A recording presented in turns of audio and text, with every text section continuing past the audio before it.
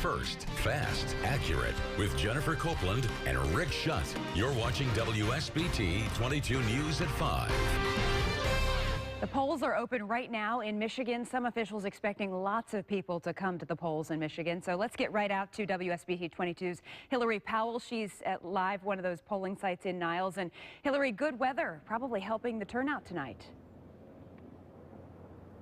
Beautiful weather, Jennifer, and political experts say Michigan is a critical primary for today for both parties.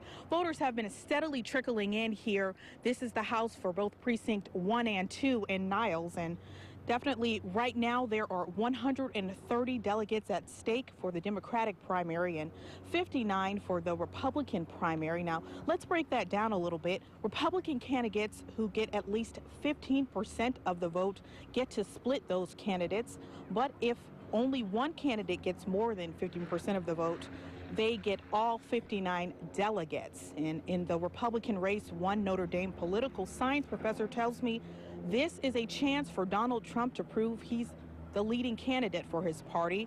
Area election officials say they're prepared for what they expect to be a large turnout with about 3 more hours to go to vote.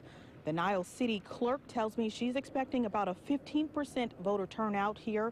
That would be up slightly from 13.5% at the last closed primary in Michigan. That happened in 2012. Now, voters we spoke to say they are ready to vote on issues important to them. And at least one Niles man says Bernie Sanders already has his vote. Healthcare, I do believe in single-payer healthcare, so I can sympathize with that. I can understand where he comes from, and I hope his health care plan can be enacted in a way that benefits all of America. I'm thinking Donald Trump, because Donald Trump is business-minded. He's a billionaire. He didn't get rich because he was the biggest dummy in the world, but because he's the smartest man in business. And you can check your polling place on our WSBT mobile app. Live in Niles, Hillary Powell, WSBT 22 News. All right, Hillary, thank you. Polls are open for about 3 more hours. And several local communities are deciding on tax issues. Three Rivers schools are trying to raise money for buildings. Watervliet wants to renew money for police and fire. And Galeen Township voters will decide a millage for roads. Benton Harbor voters will be deciding a millage that impacts 20% of the school district's budget. Those polls close at 8 o'clock.